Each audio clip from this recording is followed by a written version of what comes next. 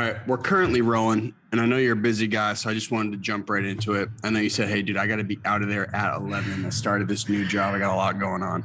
Yeah, I'm afraid I do have a lot going on. Now, I would say, so I've been doing the podcast on Zoom now. We've been around doing it for like nearly 4 years, but you probably have the first treadmill Zoom setup I've seen. Yeah, it's good to have a treadmill. You know, I don't use it very often. My girlfriend uses it more than I do, but it's, you know, when you need it, it's good to have available. That's for sure. Have you ever done any sort of speed training, like a fast marathon, or did you kind of just jump into ultras right away? I didn't really do too much speed stuff. When I was in high school, I was a sprinter. I ran the 400-meter dash. And at that time, long distance running was something that I felt not very qualified for. I did cross country, but I was terrible at it. And so when I started running in about 2012, actually when I started running again, because kind of life prevented me from running for a long time, it seems like. When I got back to running, I did run some 5Ks with the intention of, you know, trying to do them, I guess, kind of quick, but not really fast. And then within a few years, I found ultra running. And since then, I've kind of stayed on the longer rather than faster side of things. Yeah. So as I was saying, I just shifted out of my 100 training and I'm back into a marathon block right now, doing a lot of speed work.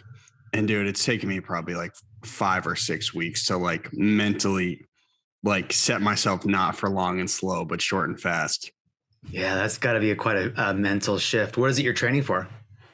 There's a marathon in Idaho, actually not too far from you, called the Cocodona Marathon. Mm-hmm. Yeah, okay. Are you familiar? I know the area. We used to, I've driven through Coeur d'Alene many times. It's a really, really beautiful spot. I've heard. Yeah. What's the nice thing, what I've learned through my short running career thus far is like a runcation is a blast. It like gives you a good excuse to go somewhere random. Absolutely. Yeah. You really get to know a place when you sort of run across the space and, you know, you get to know the land and get to know the climate in a way that you can't get to know just by driving through it. So yeah, I think that's a great way to explore a space. I love that. Well, before we move on, can you just give a quick synopsis for who you are and what you do for anyone who's not hip? Sure. Yeah. So my name is Wes Plate. I live in the Seattle area. I've been running since 2012 and I've been running ultra marathons since 2015. My background is in video production, and for the last 20 years, I've been working in the video technology space, actually helping make the tools and products that video editors and video producers use. So I'm sort of, I guess, involved in technology now, and I just like to run ultra marathons. I discovered that is something that I really like, and that's something that I do now for fun. And I also share my adventures on my YouTube channel. And so I believe that's how you came to know about me. So that's kind of what I like to do. Let me preface for everyone who was listening to this. Before I did my 100, I was like, you know what, I think, and I was telling you this on the phone, I was like, I think I'm going to like make a video for this because who knows if I'll ever do it again. It'd be cool to show people and tell people about it. And so your videos were the one reference I used on how to create something beautifully minimalistic. That's how I would describe your videos. It's like you, even with your scoring, do you use like Epidemic Sound or Artlist for all your background music? Yeah, I'm currently using Artlist. I have used other services in the past, but yeah, similar things. Yep. Yeah. I was just going to say like you score them as almost, they're like a space exploration. That's like kind of how I would describe it. And I thought it was just a really accurate representation of probably how you feel when you're going through these just intense highs and intense lows. Yeah, well, you know, I think, you know, you were preparing for your race and you were looking at videos. And when I prepared for my races, I always look at videos too. And I have a little bit of a similar story. You know, when I did my first 100, I recorded it as a document for myself, not knowing if I would ever do it again. I figured if it was an epic once in a lifetime thing, I could have it a little film to show my kids or whatever. So I did that, but then I enjoyed it so much and people gave me good feedback that they enjoyed seeing it, that I decided to make more, because when I go to prepare for a race, I want to watch videos and sort of understand what that race is like. So my goal is to sort of contribute videos into that same sort of ecosystem of people looking at races. Maybe they'll watch my race, they'll get a sense of how I felt during it. And I try to give as best I can just an accurate telling of the story. Because before, I plan to record the race. I bring my camera, but I really have no idea what's going to happen during the race. So I just sort of capture it as it unfolds. And then later on in the editing room, try to make a story out of it, try to have it make sense, and put some music to it that sort of also gives the vibe. And I'm really glad that you have appreciated it so much, because I do put a lot of work into it and it's a lot of fun for me, but I also really appreciate when people, enjoy watching it. So I'm glad you do. Well, it's such as you know, ultra running is it's been around for, I don't know, at least somewhat popular for like 30 or 40 years, but the advent of YouTube has provided such a good window into like the vast amount of characters that are actually in the sport and going out and doing these races. And so, I probably would have never even started doing ultras if there was no YouTube. Now that I think about it, like, no, really, honestly, how else would we get footage of it? Yeah. When I started running my ultras, I don't think YouTube was a very big part of my life. So, when I ran my first ultra, a 50K in October of 2015, where was that? It was called the Baker Lake 50K up here in Washington State, north of here. It's a nice out and back. And, my studying for that did not include videos. There were no videos for me to watch of that. And so, yeah, I definitely agree that the expansion of YouTube in the last few years and the explosion of ultra running content there has provided a lot of stuff. I watch a lot of YouTube now, and I really enjoy watching other people's running adventures. And there's a lot of great stuff out there. Well, let's peel it way back. So did you grow up in Washington? And I listened to another podcast you were on. So you grew up like a semi-athlete, but never like the best in your class. Yeah, I grew up in Washington State, and like I said, I was a sprinter in high school. I tried to stay active into college, but the more beer I enjoyed in college, the less running I enjoyed, and so that balance eventually tipped to where I wasn't running at all. I got heavy, and there was times when I was like, I really would like to get back into shape again, but my physical body was so out of shape and so big that I just I kept failing at my attempts to do that. In 2007 into 2008, I stopped drinking, and that led me to losing a whole bunch of weight. And then finally by 2012, I thought, you know what, I'm going to try running again. Because by that point I had lost about 70 pounds from my heaviest. And so it was a lot easier for me to move and a lot easier for me to get into running again. So I started just to run little bits. And then, eventually, like I said, I ran an ultra, but that took a few years for me to get to that point. But I kind of was always active as a kid. It was just later on in life that I sort of lost that, but I regained it, and I've been running ever, I guess now almost, that's been 10 years since I started running. I can't believe how much time has passed. Wow. So if you don't mind me asking, how old are you now? Now I'm now 48 years old. So your first ultra, you were 38. My first ultra, actually, I was, I was 42 when I ran my first ultra, but I was 38 when I started running again. So I came back around to this late. Yeah, that's right. Okay. Now, have you seen a growth in your performance over the last 6 years running ultras? Have you become better, or is there a point of diminishing returns? As I was saying, I had Andrew Glaze on too. I was just like, it's so amazing that guys like in their 40s and 50s really start hitting their stride with the sport. Yeah, this is definitely sort of a sport that is great for old people like me, I guess. I mean, it's a tough question about if I'm sort of, coming into my own. I guess in a way I am. I have completed two 200 plus mile runs now. I've done several 100s. My schedule seems to be getting thicker and bigger each year as I just take on more and more.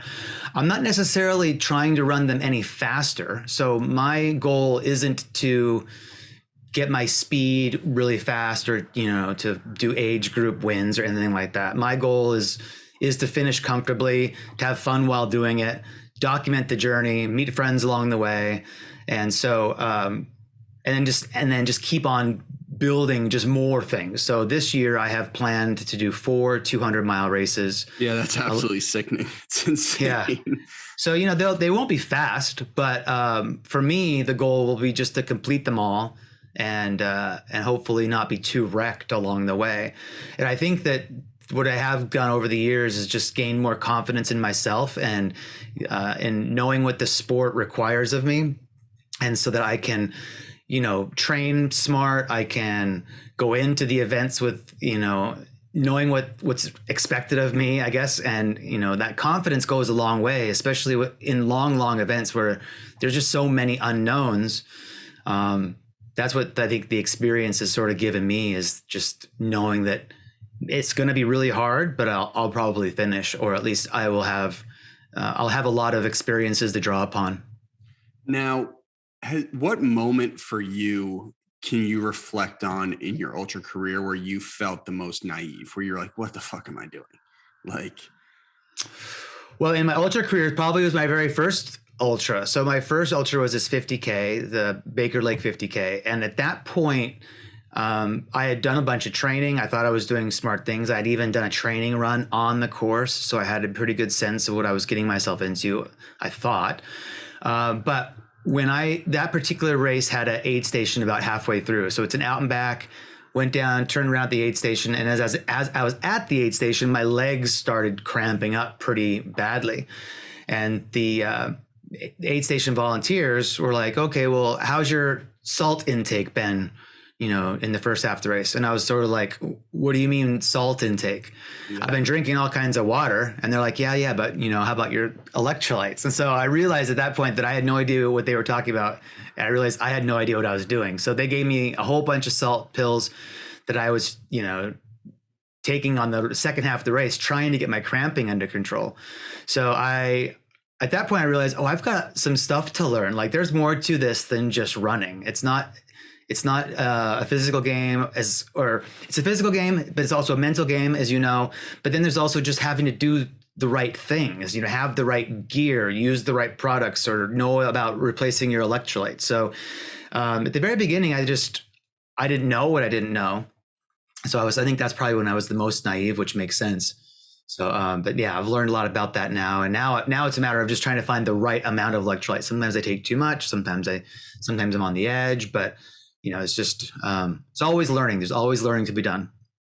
Well, I also mean, like, when you did Cocodona, the Cocodona 250, was there ever a moment where you're like, wow, there is no way I could have mentally prepared for this? Or the Moab?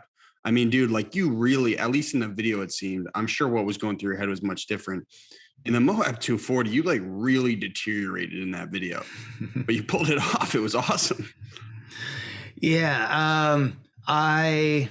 I do remember a conversation with one of my pacers during Moab about how it was so much more difficult than I had ever expected.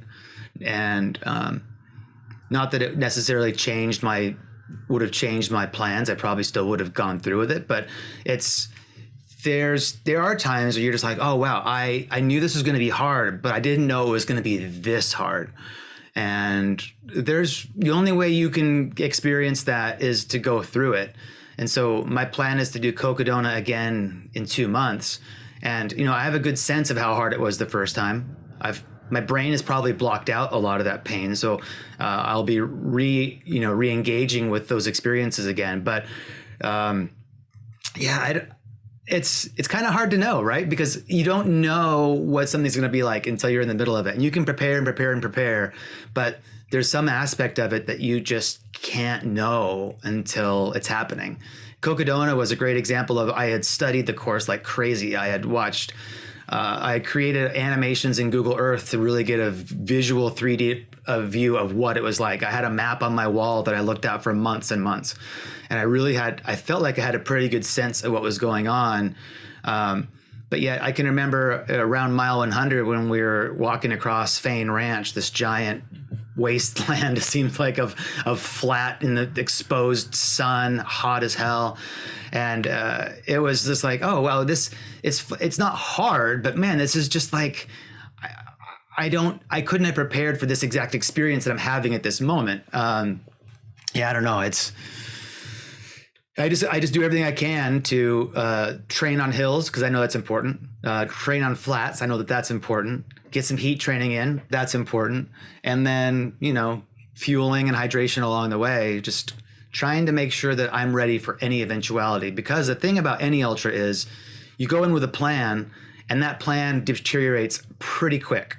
And that's expected. And so it's just a matter of then adjusting and figuring out what you're going to do instead, and coming up with new plans that you can go on until those plans fall apart. Yeah. So it's all about adjusting. Now, you said something interesting. You said, like in your daily life as in film and in editing, do you have ways where you can actually signal the trauma you've been through in the ultra, or is it only when you're running again where you can kind of revisit those moments? Like I have a hard time kind of revisiting some of my races until I'm actually out running and in a pretty bad spot. Do you feel the same way? Yeah, I think that the various traumas or difficulties that I've experienced on the trail don't necessarily follow me home. They seem to stay out there. I mean, I'll watch video of me vomiting, on the side of the trail, or see those videos of me where, like you say, at Moab, where I was just a complete wreck. And I can kind of remember what that was like in the moment, but at the same time, I can't really access what those feelings were. So I know that when I return to Moab later this year, I'll be interested to know, will I have the same breathing problems that I had in 2019? Similarly, I think I had paced somebody in 2019 at Tahoe, and we had gone to some very high elevations, and I had some breathing problems there too. But I really don't remember specifically what those feelings were. I can't really access them, like you say. I'll just have to get back out there and get back into that shit again and see, how I react, see how it goes. Now, how do you separate in your brain? Like I found it to be just, for me, at least in my early ultra career, like running my first 100 had to be all consuming and all obsessive. Like I couldn't turn that switch off when I was training. Do you have a better time managing it now that you're a little deeper into the process, or do you still have a hard time thinking like, oh shit, I have 4 200-mile races coming up? Well, I'm still very focused on my training. I am running 5 days a week, depending on the schedule. Sometimes there might be 4 days a week with travels involved, but generally I'm always running 5 days a week. And it's one of my top priorities to get my training done no matter what. So I'm always thinking about making sure that I'm ready for the next event. I think one thing that I've allowed myself less of, or given myself a little bit of a break on, is totally obsessing about the event ahead of time. So I've done a couple races, some of my most recent races, like the Bandera 100K and the Rio del Lago 100 miler. Those were in January and November, respectively. I really didn't plan very well mentally for those particular races. I just had a lot going on. And so I didn't feel as mentally prepared. Like I didn't know the course like the back of my hand, like I wanted to. And so it was much more of a sort of like winging it in a way, while knowing that I was physically fit and physically ready for whatever it was going to be. I wasn't necessarily as mentally prepared. So I think that that's something that's been a little bit adjustment for me, is that I'm not totally obsessed with every single detail. But that's something that I obsess, partly because I think it helps make a better experience, but also I just enjoy it. I enjoy studying maps, and I enjoy all of the research that goes into a race. And unfortunately, sometimes I get busy and I have a new job now. So, sometimes I just don't have as much time for that. But it's so far it's working out. I think for me, as long as I can continue training and make sure that I'm physically fit for the thing, you know, if some unexpected hill confronts me during a race, I know, okay, I can handle this hill. I may not know when the hill's going to end, but at least I can tackle it. So, yeah. Okay, word. Now so in your early 20s, you developed software, correct? Automatic Duck. That's right. Yep. Now listen, I'm a long time consumer and user of Final Cut Pro. Been doing it since I think we got Final Cut 10.1 was the first one I got. Okay.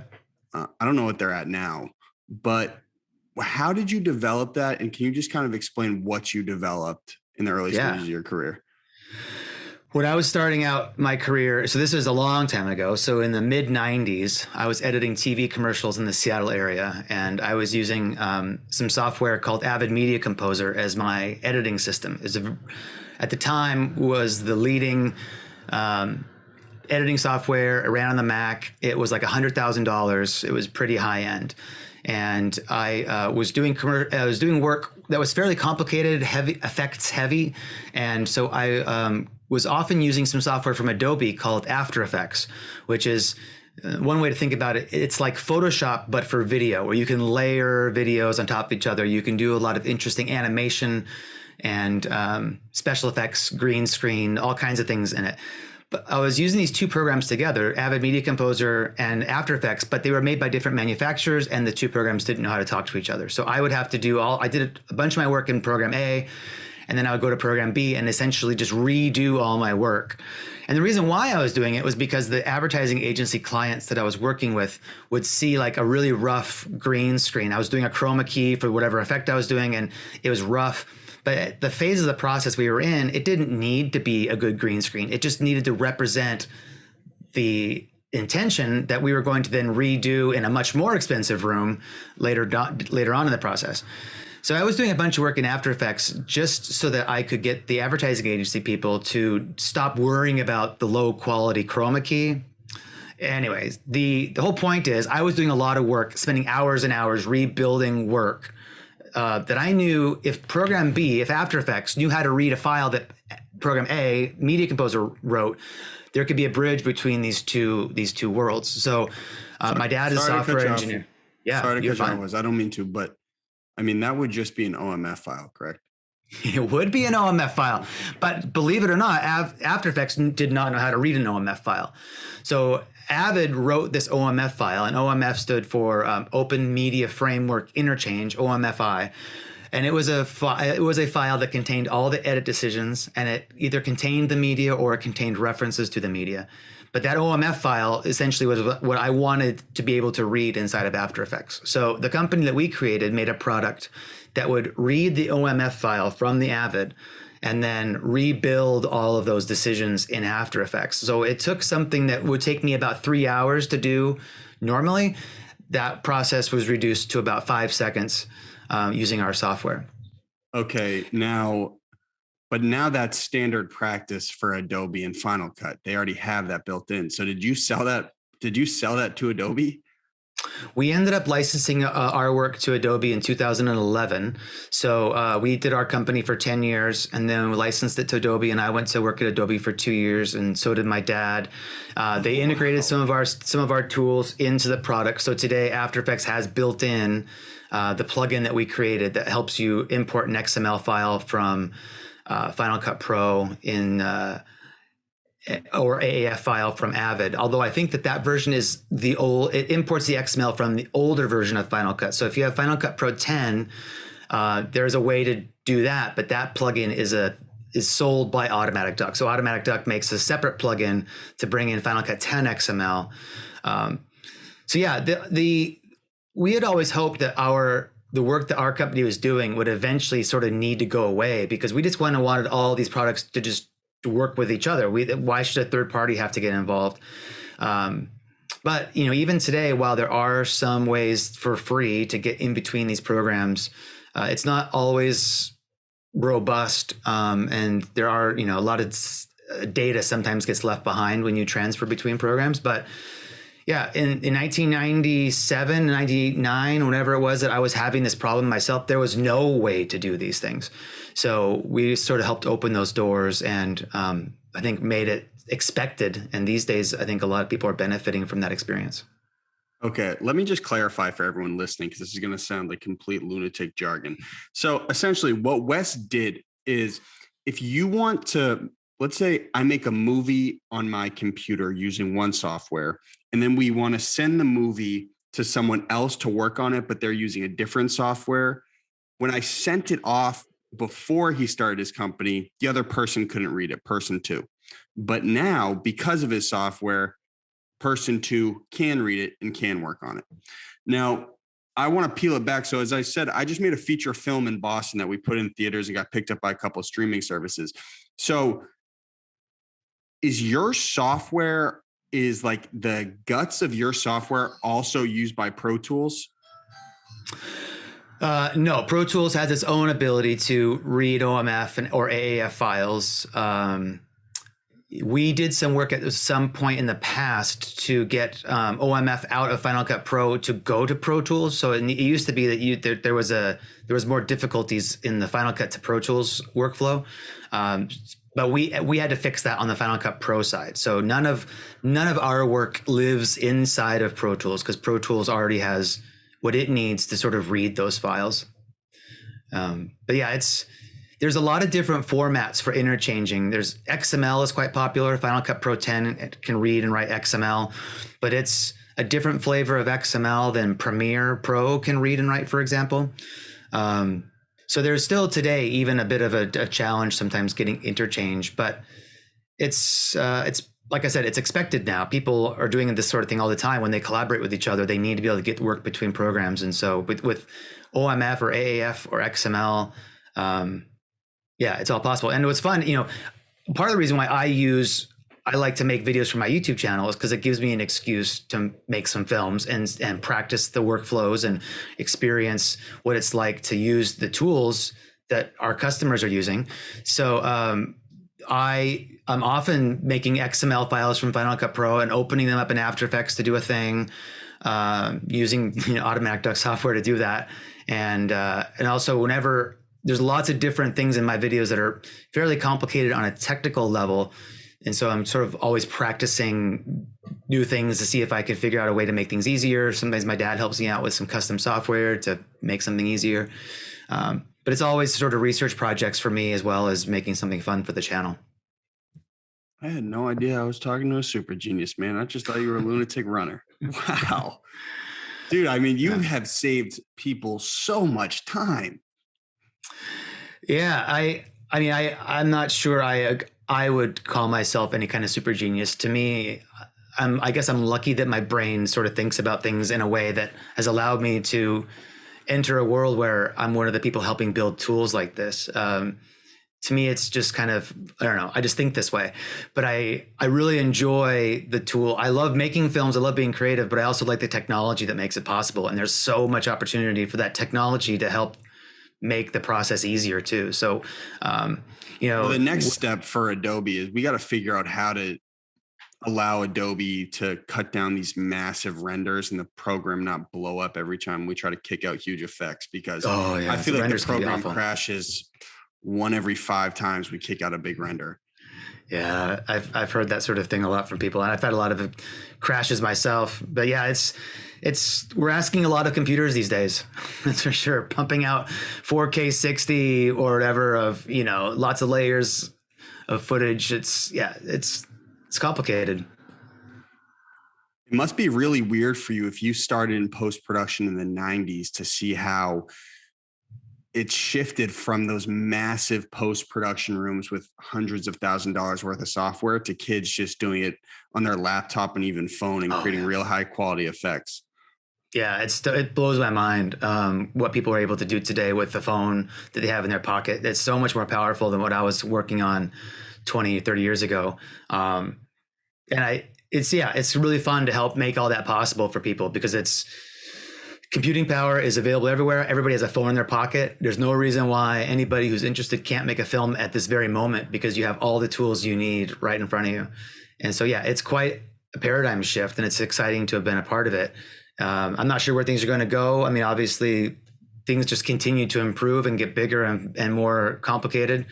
But it's also a good place for me to be working too, because I get to sort of help guide, workflows and sort of solve these problems. But yeah, it's crazy how much things have changed. I feel like a real old man when I talk about how things used to be, and how they compared to how they are now. Yeah. You got to think about it when you were even, I mean, in your earliest years, they weren't even editing stuff digitally. Yeah, right. I mean, I'm lucky that I at least I never cut film. When I started editing, I was editing on videotape. So I used to actually shoot on VHS cassettes, and then I had access to a VHS editing system, which was essentially selectively copying from a playback deck onto a record deck, in linear order. And when I finally had access to, it wasn't until when I was in college, my senior year, that I first had my first introduction to computer editing, what they call non-linear editors today. And that was pretty exciting and just mind blowing what was possible then. And of course, it's just gone so much further than that now. Yeah, correct me if I'm wrong, but there's a big ecosystem of post-production houses out where you are in Washington and Vancouver, correct? Yeah, Vancouver especially is a huge production hub. Seattle used to be more so. It would be just due to taxes and incentives that Vancouver does for productions. A lot of stuff has moved up there. But yeah, there definitely is a lot of things shot and then edited up in this region. Yeah, for sure. Okay, so just peeling it back to your ultra running. So you must have been super, and I always say this word wrong, super sedentary in your early years as an editor. If you were all in on creating your software, I'm assuming you were doing a lot of sitting at a desk. Is that kind of when you started getting out of shape? I mean, that didn't help. I was probably already on my way to being out of shape before that. But yeah, sitting down at a computer editing all day wasn't good for my health. I also consumed a lot of calories after work when I'd go out drinking with my clients or with my work colleagues. And so, just consuming lots of alcohol, lots of calories, and then sitting all day, all that stuff sort of contributed to me being out of shape and gaining weight and getting heavy and big and unhealthy. Yeah. And then, I mean, it was even tough to take breaks. When you have advertising agency clients paying a lot of money to be working in the room with you, it wasn't really acceptable to be like, hey, I just need to have a little bit of a break. I just need to step out for 10 minutes or whatever. Like that just didn't happen. So at that time, the only way that I could get a real break and have it be acceptable was to go out and smoke cigarettes. So I'd go have a cigarette break, and that also wasn't contributing to my health. So eventually I stopped smoking as well. But I was not leading a healthy life. And it wasn't until I was able to sort of lose some of that weight when I stopped drinking that I felt like I could truly get back into health again. And that's when running felt possible. It wasn't easy. I mean, when I first started running, I would just, I would walk to a telephone pole. Telephone poles were my measurements. I would walk a telephone pole, and then I would run to the next telephone pole, and I would alternate walking and running those telephone poles. And then eventually I would run the distance of 2 telephone poles and then walk a telephone pole, and just kept increasing the interval that I was actually running. And so when I got to the point that I could run like 2 miles straight without having to really, walk that much, that felt like quite an achievement. And it took me some time to get there. But it also makes me think that, people who say they can't run, maybe they have some extenuating circumstances about some injury or something that makes it difficult for them. But anybody, if they want to get moving and get active, it is certainly possible. It's just, you can't expect to run a marathon tomorrow. Things take time. So for me, it took a long time to get from 0 to 2 miles. And I was patient. I wasn't in a rush, and, your body adapts and things get easier. So it worked for me. Yeah. So I did my first run I always hated it. I did my first run in June of 2020, maybe. No, okay. Like wow. Adult running. And and it was just a great lesson in creating habits, because I really hated it. And I was just like, if I just thug it out for like 5 weeks knowing I'm going to hate this. There's got to be another side to this that people like. Cause I see all these dudes looking like Achilles running down the Charles River here, like having the time of their life. Like people enjoy this. And so that's what happened. And I think the hardest thing about starting out too is physically your body's just not used to the impact. So you're going to catch little injuries here and there that can be super, super, what's the word I'm looking for? Super inhibitive. Okay. I'm trying to sound too smart. Whatever, you know what I mean, man. I know what yeah, absolutely. If when you're starting out, you're going to be putting your body under stress that's not accustomed to. And so, yeah, you are prone to having little niggles that could easily become injuries. And so listening to the body is super important. I actually got injured about 6 years ago. I had just finished, just after I finished my first ultra, I was pretty excited and motivated to go further. And so within a month after my first ultra, I had signed up for my first 100 miler. That was going to be 4 months later. So I was going to go from 50K to 100 miles within 6 months. And so at the time I was like, okay, well, I need to get ready for this. And so I was training 7 days a week. I was running all the time. And I had a friend who even said, you need to do some rest days. And I was like, rest days? Who's got time for that? I got this 100 miler coming up in a few months. And of course, I ended up getting injured because I was just putting way too much strain on my body. It wasn't ready for that. And hurt my ankle to the point where I really wasn't able to run for almost 6 months after that because it was so badly damaged. So that was a big learning experience for me. That rest days are incredibly important. It's important for your body to be strained so that it can have the thing that it needs to adapt to, but then it needs that rest time so it can do that adaptation. And so that was a big learning for me. And I'm only just now feeling like my ankle is starting to improve. I mean, it's been improving for the last 6 years, but I'm starting to see sort of the results of that improvement. Like I can finally run without orthotics after a long time. Wow. And so it's important for anybody who's getting started to be patient and to listen to the body. And if something hurts, that's something to listen to. Now, there's a difference, of course, between just an ouchie and an actual injury. But, I think anybody who's just getting started should probably err on the side of, okay, I ran a little bit. Let me now rest, take a day off, and then we can come back to it again.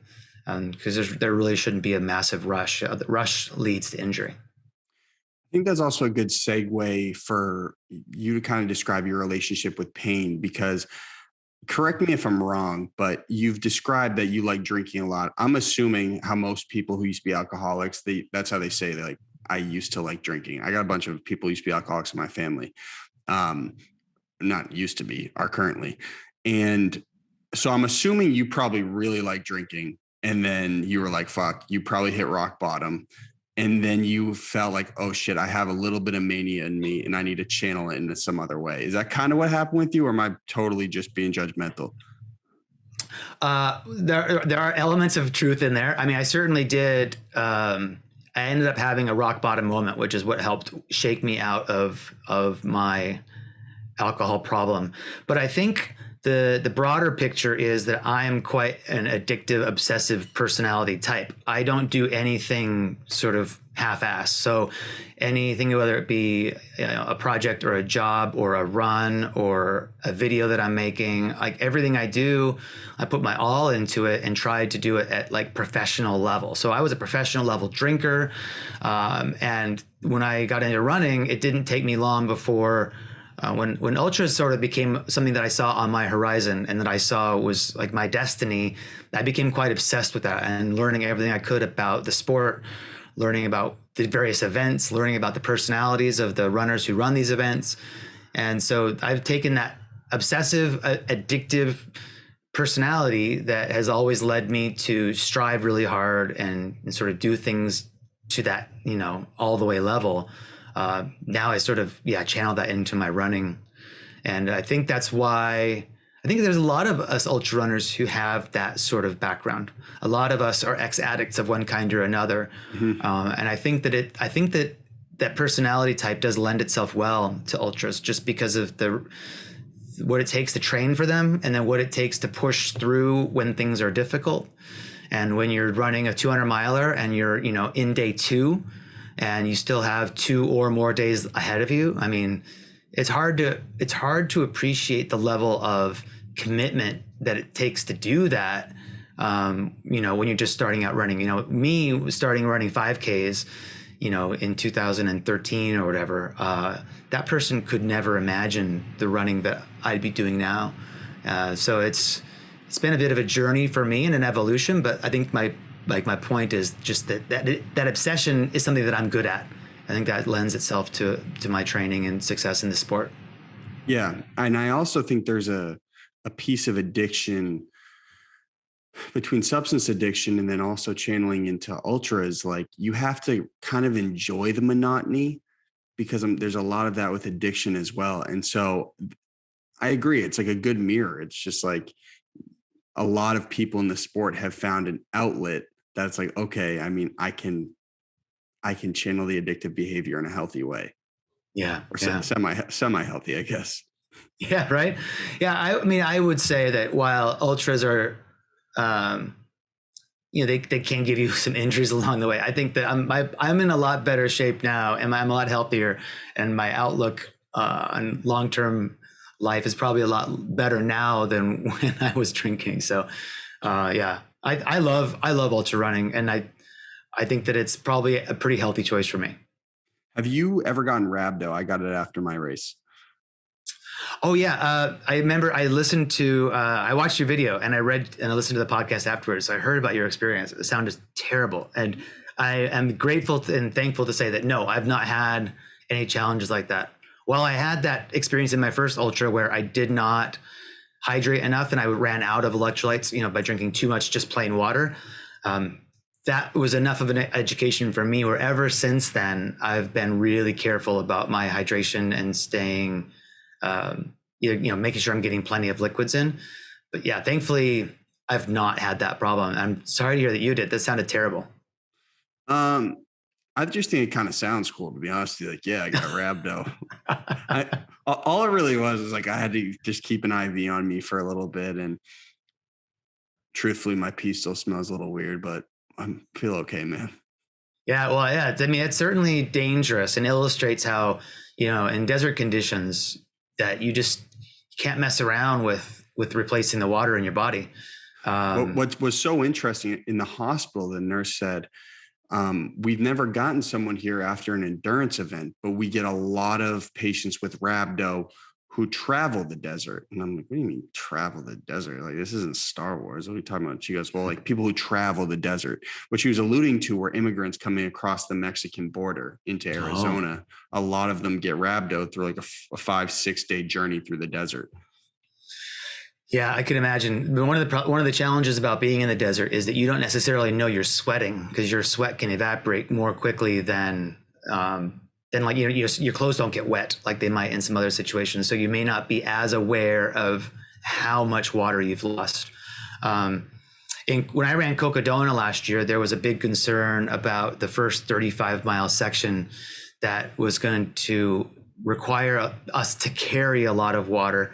And there was actually an aid station at mile 11, and the next aid station I think wasn't until 34 or 35. But so there was like this 24-ish, 23-mile section in the middle where there was no water, and they had warned us ahead of time. They make sure you bring at least 3 liters for that section. So when you leave that aid station at mile 11, you need to have at least 3 liters. And I was thinking about how much time is it going to take me to do that 20-something mile section? How many hours does that equate to? Doing some math, like, well, in an ideal situation, I would be having a liter or a half a liter of water per hour based on how I operate. And I came to the conclusion that I probably would need more than 3 liters. In fact, Jamil Curry, who runs Aura Viper Running, he had talked about he was going to run the race and he was going to bring 4 liters of water for that one section. And I figured that if Jamil, who's a much better runner than I am, who also lives in Phoenix, if he's going to bring 4 liters of water, then I'm going to bring even more than that, because I'm from the Pacific Northwest. I'm not used to the heat, and like I said, I'm just not to his his caliber. So I ended up carrying 6 liters of water when I left mile 11 for that section. And boy, I'm so glad that I did. I was able to share a half a liter of water with another runner who had run out. And I was passing runners left and right who were sitting down and just struggling. A lot of people ended up having to drop after that section because they had run out of fluid. They didn't have any. So I was really grateful that I had been able to bring so much with me, and it's really saved me. Yeah, I had seen that in the documentary. No one, like, I'm sure you've seen it. This woman and the man gets to that aid station around the 50K mark, and they just start housing water because they had no idea the first 50K was going to be so brutal. Now, in that 20-mile section where you bring 6 liters, the elevation gain was really severe, right? It was. We gained, somebody said 10,000 feet, but I don't think that was right. But it might have been like 8,000 feet of climbing in that first 50K. I mean, there was a lot of climbing, and it was all exposed, and it was hot because we were, down closest to Phoenix in that part of the race. So it was perfect storm, man, because it was just, hot, exposed, lots of climbing, super dry, no water sources. It was rough. But you loved it. Yeah, I guess I did love it. I mean, I loved it. I got to see some really cool stuff. I saw a Gila monster during that section. It was a challenge. I pushed through, it's like, oh, look at you, just every time you come over a climb, you'd see just another climb. It's like, at the same time, I was having the time of my life and suffering and enjoying simultaneously. Can you clarify what a Gila monster is, please? Well, it's like a lizard. It's a big lizard that kind of has a really bumpy skin. They have, I think they can get fairly large, but the one I saw was maybe his body was about a foot or so long. Yeah, he has a tail. I don't know. In my Cocodona video, there's one moment where I passed by this little guy, and it was just kind of a neat deserty. I don't know. I'd never seen a Gila monster, I think, in real life before. I don't know. It just felt kind of special to see something like that out in the wild. Are we talking like Komodo dragon size or smaller? Probably smaller than that, but maybe even smaller than a Chihuahua, but not much smaller than a Chihuahua. It was, but it was a fairly good sized lizard, maybe like a big iguana size. I'd asked Andrew Glaze the same question. I was like, dude, when I was out in the Estrella Mountain National Park, I would have been easy pickings for a damn coyote out there. How do you guys not get nervous running in the night? Because like you are as vulnerable physically and defensively as you could be. Have you ever had a run-in with a creature at night? I have seen eyes in the distance looking back at me, and I have no idea what kind of animal that is. And that is a bit nerve-making or nerve-wracking, nervous-making. I haven't had any sort of real encounter, except I think the worst that I've had is with owls. I've been attacked by owls about 6 or 7 times total. One time actually pierced the skin on the top of my head. But I've heard that before, really. Yeah, there's some pretty aggressive owls around here if you get in their territory. But yeah, I don't know. It's just, to me, people have mentioned before, like being worried about wildlife out there. It's just, there are wildlife out there, and they're probably not interested in me. And so, I just go and run through the night. And if I see eyes looking back at me, I just sort of make sure that they're not, maybe look back once in a while and make sure they're not following me, because there's some animals you don't want to be following you, or you don't want to run away from. I don't know. There was a time during Javelina 100 when rattlesnakes. What about that?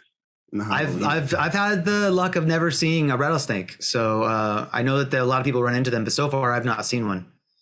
So yeah, fingers crossed, knock on wood, that I will stay safe from them too. Yeah.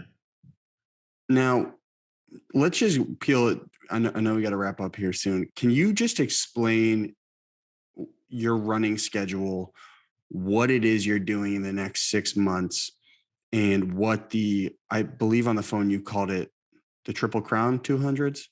Yeah. Can you just explain what that is, please? Sure. So there is there's a company called Destination Trail that has made some really popular 200-mile races here in the U.S. They do the Bigfoot 200, Tahoe 200, and the Moab 240. So I ran the Moab 240 back in October of 2019, and so they're individual races, but they also have an option where you can sign up to run all three of them in the same year. And if you do that, it's called the Triple Crown of 200s. And so I'm going to be running the Triple Crown this year because I've signed up to do all three: Bigfoot, Tahoe, and Moab. But before that, I'm going to run Cocodona 250 in May. And leading up to that, I have got a couple good training runs lined up. This weekend, I'm going to be running a 68-mile trail down in Southern California. About 3 weeks after that, I'm going to run 100K, the Gorge Waterfalls 100K in Oregon. And those are fairly significantly long runs, but I'm treating them just as training runs, even the race just as something not to be going too hard at, but just, getting my body again used to, many hours of being on my feet. So yeah, May 2nd, I'll do Cocodona 250. And then assuming that and hoping that everything goes well with that, a month later, I will start the Tahoe 200. And then 2 months after that is Bigfoot 200. And 2 months after that is Moab 240. So it's going to be quite a big year. Is there a point of diminishing returns with a 68-mile run? Or does that help you? It helps me practice. I use them also just for practicing of my gear. So, I'll be carrying extra water. I'll be carrying my poles with me. Going into this as a way of getting my body used to carrying a heavy pack for maybe 18 or 19 hours. And so there is definitely benefit to it. So also I'll be starting the run at about 1:30 in the morning and finishing it the next night. So it's also just some practice, running through the darkness. It's always good to practice and it's always good to train. And so for me, I sort of train for specific outcomes or specific things that I need that I really want to practice. So, time on feet is probably one of the most important aspects of my training. So that's what I'll be spending a lot of time on, working through nutrition and hydration and making sure that everything is on point, making sure that I'm, ready to go for May when Cocodona happens again. Now, have you thought of doing the Badwater 135? I have thought about it. It's one of those things that I haven't thought about. I didn't think about it very much before, but I've had friends now run it and it scares the heck out of me. And so I think that's a good sign that I should probably do it.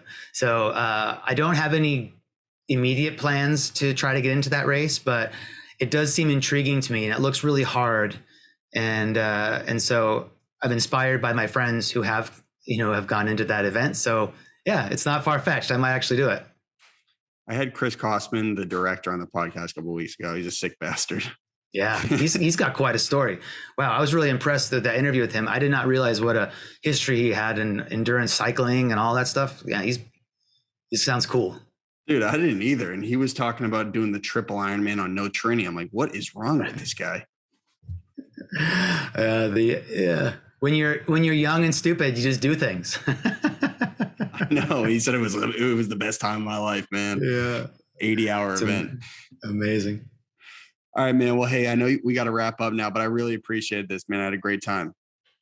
Yeah. Well, thanks for inviting me on. I enjoy sharing my experiences. I'm not an elite runner. I'm just sort of a normal guy who just works really hard. And juggling all this stuff, juggling being a parent, juggling being an employee, juggling being a runner, being a partner to somebody else. There's just a lot to do in life, and it's tough to juggle it all. Yeah, maybe I'm a little bit of a filmmaker. It's tough to do it all, but maybe I don't know. People seem to enjoy what I'm doing and following along, and so I'm happy to share it. It really inspires me to make this stuff and share my experiences. Your videos have provided me with lots of value, man. And I think you should keep doing them. Are you going to do one for every one of the 200s? That's the current plan. I'll bring the camera out there and hopefully capture something. We'll see what happens. But yeah, I hope to keep making stuff. That's the plan. All right, sweet. I'm gonna watch them all, man. I appreciate you doing this. And All right. when we get off the Zoom here, I'll get your address and I'll ship you out a t-shirt. All right. All right. All right. Thanks for having me on. Good to talk to All you. right, brother. Best of luck, man. Thanks. Bye.